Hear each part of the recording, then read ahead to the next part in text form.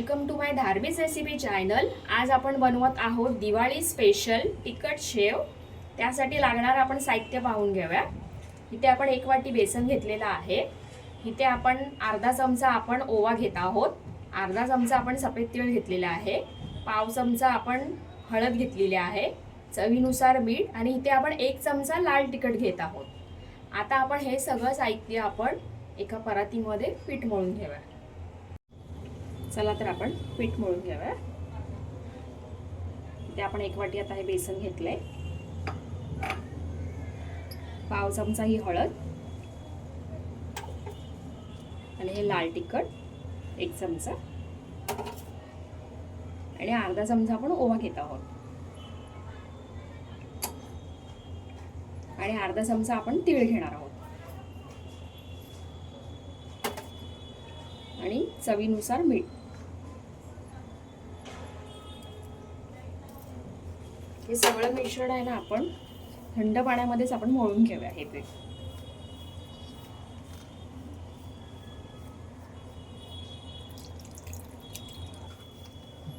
तुम्ही तुमच्या मेजरमेंटच्या हिशोबाने ओवा तीळ तशा हिशोबाने तुम्ही 3 पट वाढवून घ्या। हे आपण शेवचं पीठ आपण थोडं घट्टच मळून घेणार आहोत आणि पीठ मळून झाल्यानंतर आपण हे 15 मिनिटं आपण ह्याला झाकून ठेवणार आहोत। पीठ आपलं मळून झालंय। आता आपण ह्याला 1 चमचा तेलाचा हात लावून घेऊया।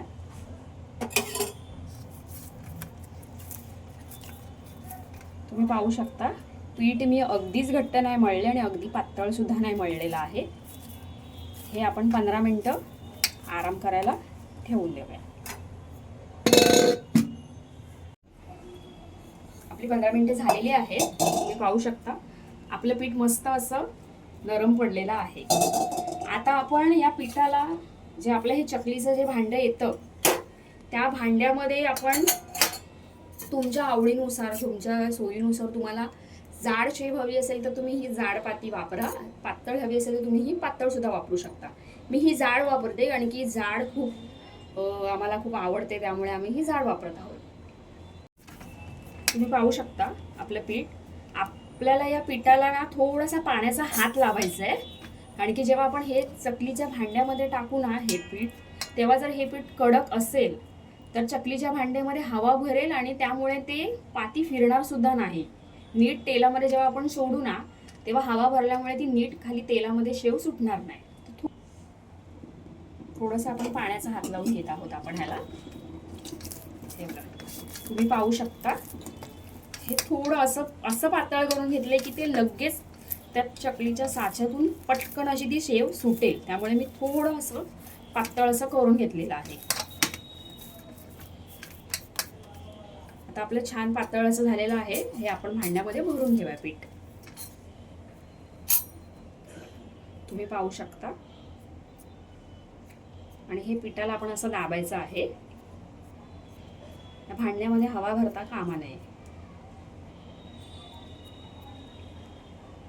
आता आपण याला झाकण लावून घेऊया।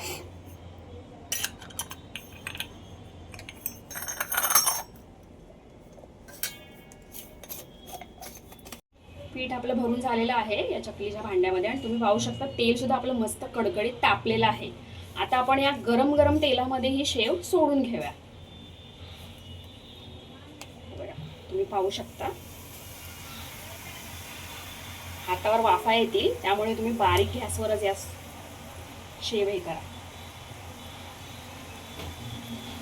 आणि आता थोडा मीडियम आचेवर हा गॅस तुम्ही करू शकता।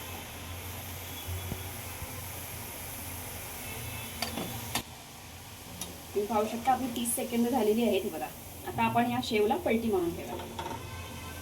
आता आपण दुसऱ्या बाजूने सुद्धा ही शेव शिजवून घेऊया। ही शेव सुद्धा व्हायला जास्त वेळ नाही लागत, 5 मिनिटात आरामात ही शेव होऊन जाते आपली।